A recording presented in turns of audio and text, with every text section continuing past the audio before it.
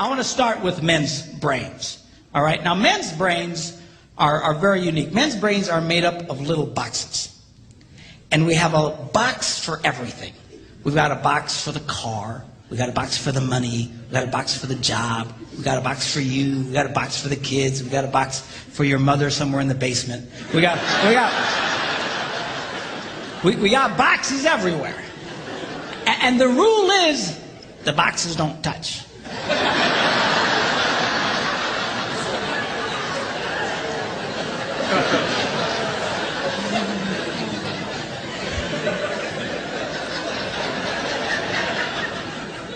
When a man discusses a particular subject, we go to that particular box, we pull that box out, we open the box, we discuss only what is in that box. All right?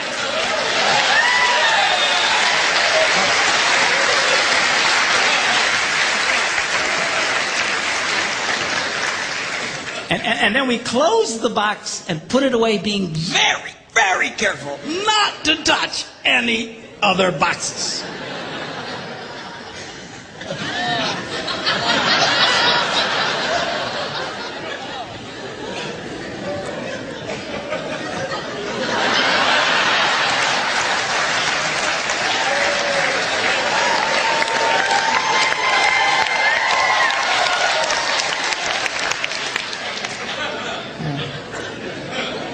Sorry, my Catholic upbringing got in there for a minute, but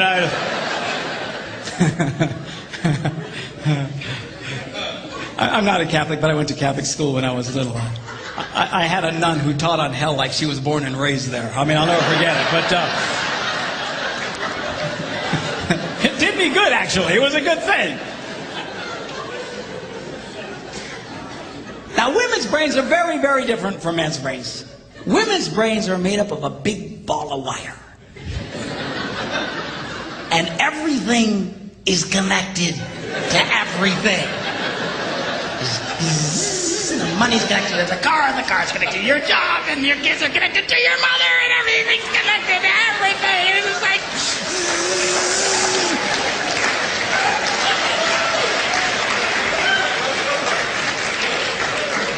It's like the internet superhighway. Okay? And it's all driven by energy that we call emotion. It's one of the reasons why women tend to remember everything. Because if you take an event and you connect it to an emotion, it burns in your memory and you can remember it forever. The same thing happens for men. It just doesn't happen very often because, quite frankly, we don't care.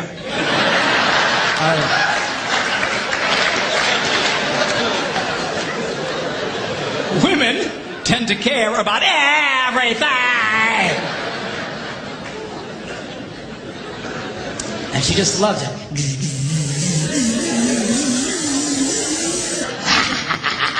Okay?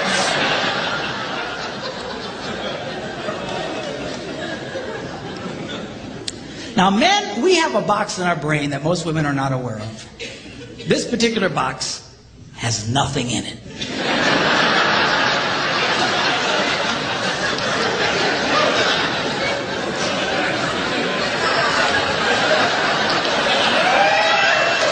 It's true. It's true. In fact, we call it the nothing box. And of all the boxes a man has in his brain, the nothing box is our favorite box.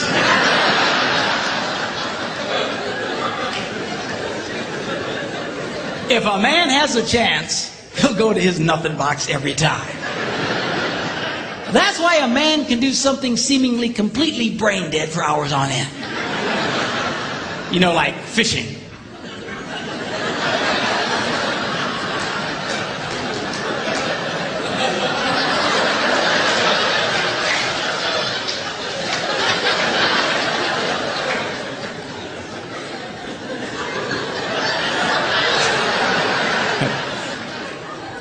And we love it. That's why a guy can sit in front of a TV and go.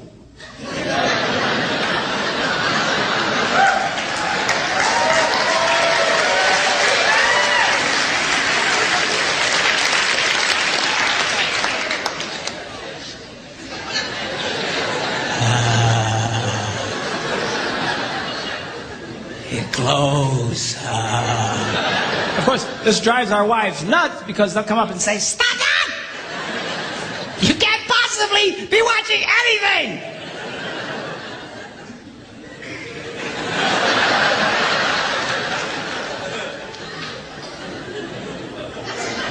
I'm not.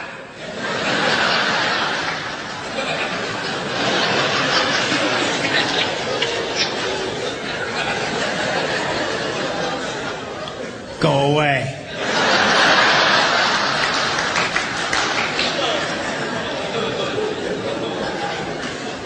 Now they've actually measured this. The University of Pennsylvania a couple of years ago did a study and discovered that men have the ability to think about absolutely nothing and still breathe. You know, they connected all the wires and stuff like that and watched the brain activity, then all of a sudden, I think he's dead. Huh? You know, women can't do it. They can't do it. Their minds never stop. And they don't understand the nothing box. And it drives them crazy. Because nothing drives a woman more crazy or makes her feel more irritated than to witness a man doing nothing.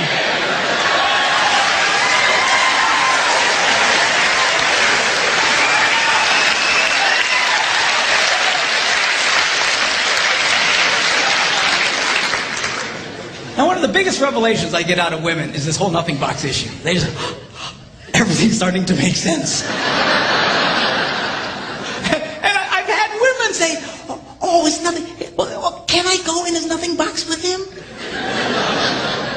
No! Why not? Because then it's something. Besides, you'll walk in there and go, You know, this place could really use some pictures. Nice little table over here, some flowers. Is it? No! Nothing! Get out! We don't want nothing.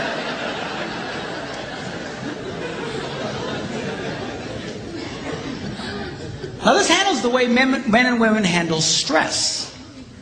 Okay? When a man is stressed out, all he wants to do is run to his nothing box. This is how we unwind. The last thing we want to do when we're stressed out is talk about it. We don't want to talk about it. We just want to.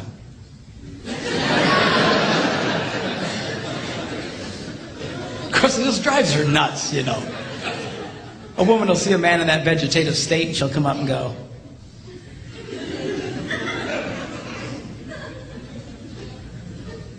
"What you thinking about?"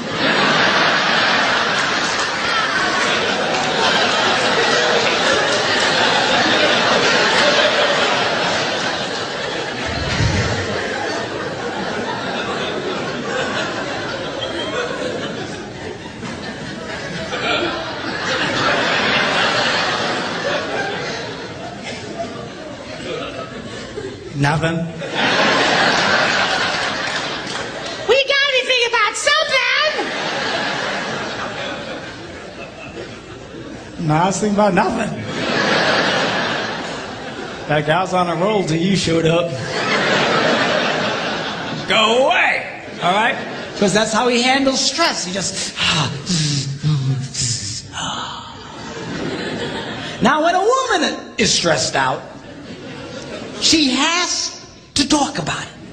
If she doesn't talk about it, her brain will literally explode.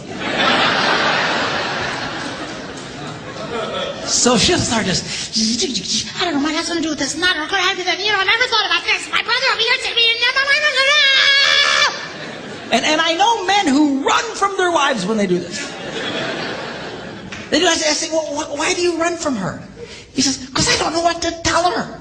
I said, "Dear God, man, who told you to tell her anything?" She wants you to tell her anything. See, a lot of guys, they feel obligated when you start explaining all your stress, they feel obligated to fix you. Right? Because that's what a man does. A man only tells his troubles to another man in hopes that that man will help fix it. Okay? But she's not a man. and you try and fix her, she gonna kill you. Right? She doesn't want your advice. She doesn't want your help. She wants you to shut up and listen. And a couple of ladies, that's right, you tell him. Tell him to shut up. And a couple of ladies, that's right, you tell him. Tell him to shut up.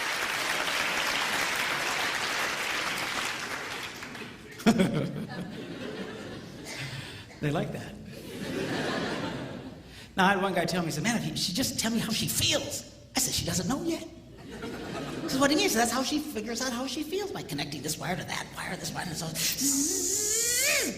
Now, because they love each other, they offer to each other their answer, their solution. A man senses his wife is stressed out. He loves the girl. He offers to the girl his best and finest solution. Or just quit talking about it.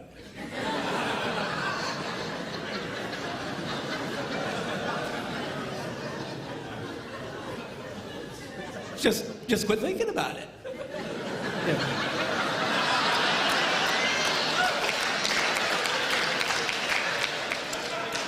And that's when she starts reaching for the knives and stuff. She's gonna stab you if you keep it up, okay? Now, a woman, she senses her husband's all stressed out. She loves him. Therefore, she offers to him her best and finest solution. Talk to me. Why won't you talk to me?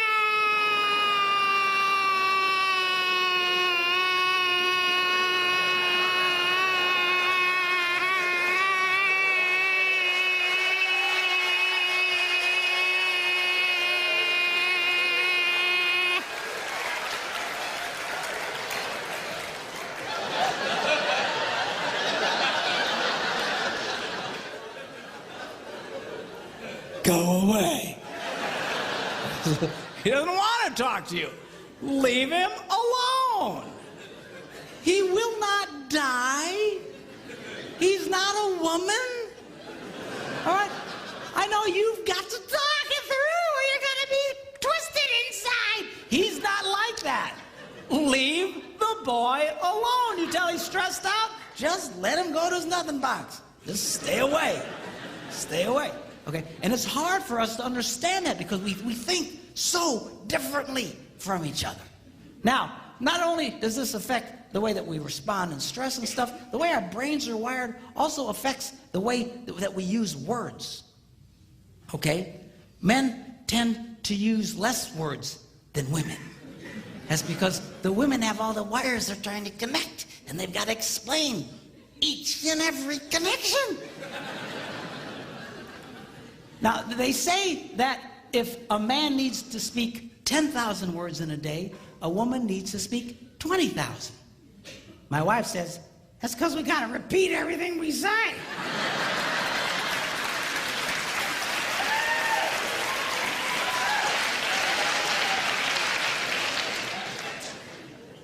To which I responded, huh? Where is my darling redhead? Is she around? Come up. I want you to meet my wife, Debbie. Come on up here and just...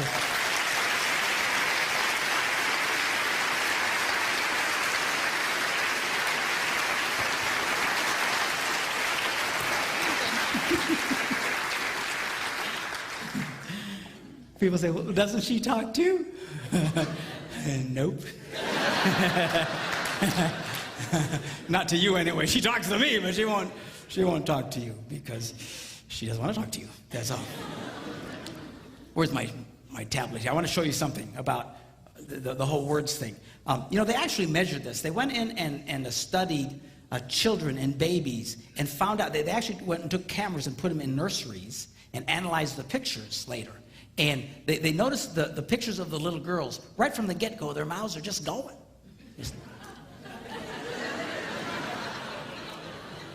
It's true. It's true. And then they analyzed the pictures of little boys, and they're just...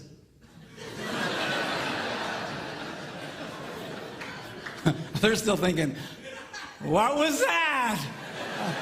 I want to go back. I don't get it. Okay? Then they went and they recorded conversations of little boys and girls on playgrounds. And they went back and analyzed them. And they discovered that little girls loved to talk. They were very articulate, loved to use full sentences, just loved to talk. And if they didn't have anybody to talk to, they were perfectly content to talk to nobody. And they would just complete sentences. Then they analyzed the conversations of the little boys, and only about 55% of it was intelligible. They couldn't understand what they were saying. You know, just, yes. That's conversation to a man, okay? Now, not only do we use different amounts of words, words can mean different things to men and women. For example,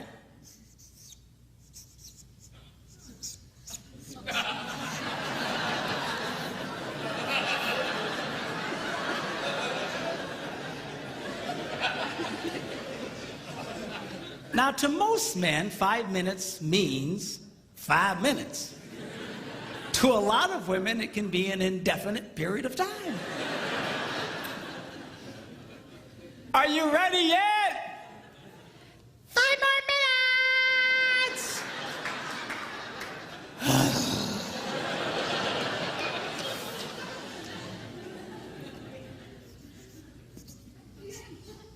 As we discussed, men understand nothing. Women don't understand the significance of nothing. If a woman says nothing, look out, it's something.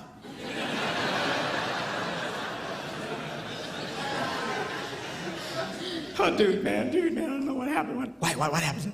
I don't know, I asked my wife what she was upset about. What'd she say? Well, she said nothing. Get out of the house, man, run now, get out!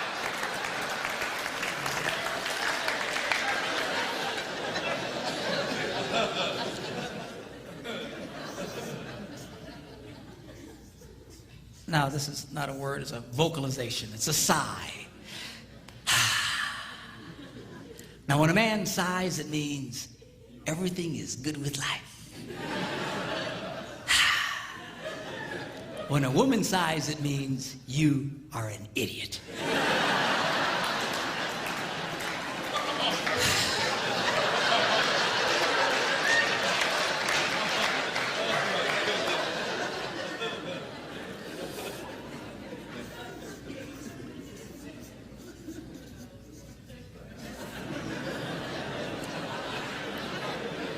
Now, when a man says, go ahead, he's being polite. When a woman says, go ahead, she's giving you the opportunity to explain whatever stupid thing it was you just did.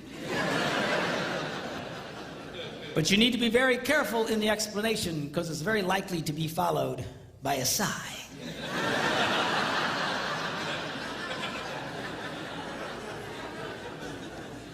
Which will lead to an argument over nothing.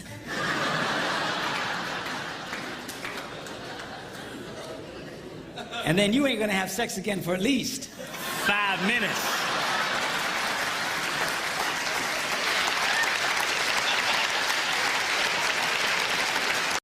Here we go. Number one, how to get a man to do what you want him to do. Number one, you need to ask him more than once.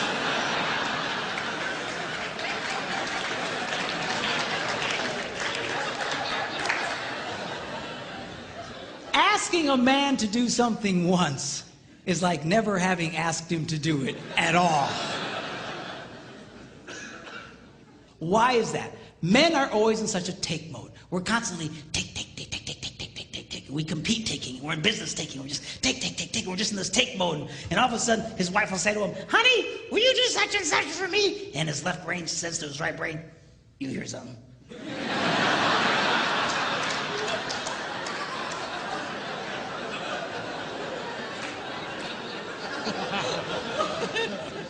His right brain goes, nope.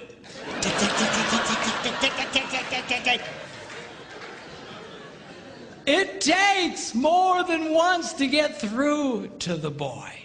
Now, a lot of women, they think that, that their husband, they're holding out on them. That we are sitting there intentionally not doing what he asked us to do, just because we're full of hate.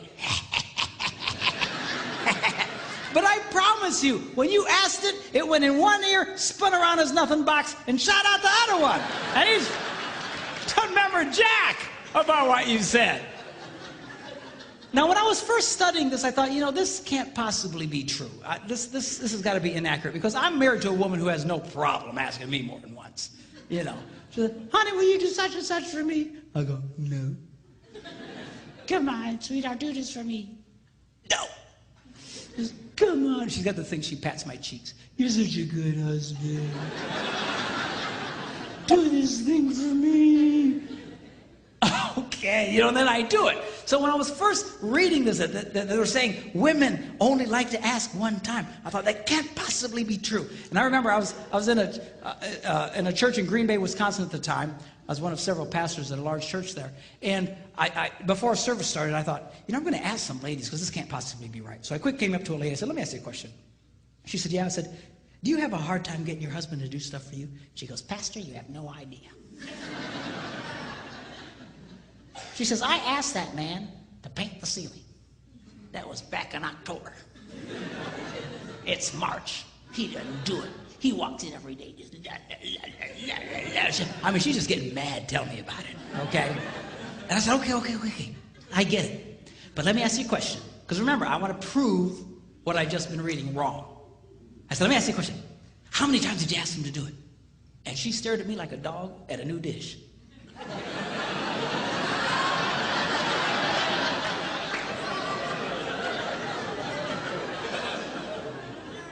She said, once. I was stunned. I says, why wouldn't you ask him more than once? She says, I shouldn't have to. I said, you might want to try that. I got away from her. Went to another woman. I said, come here. And she says, what? I said, let me ask you a question. Do you have a hard time getting your husband to do stuff for you? She says, Pastor, you have no idea. She says, I will ask my husband, honey, put away the laundry, and I'll stick it right in the middle of the living room. And he didn't do it. He didn't do it. He just walks over the top of it. He just walks around it. It'll sit there for a month. And she asked me with all seriousness, she said, Pastor, can't men see laundry?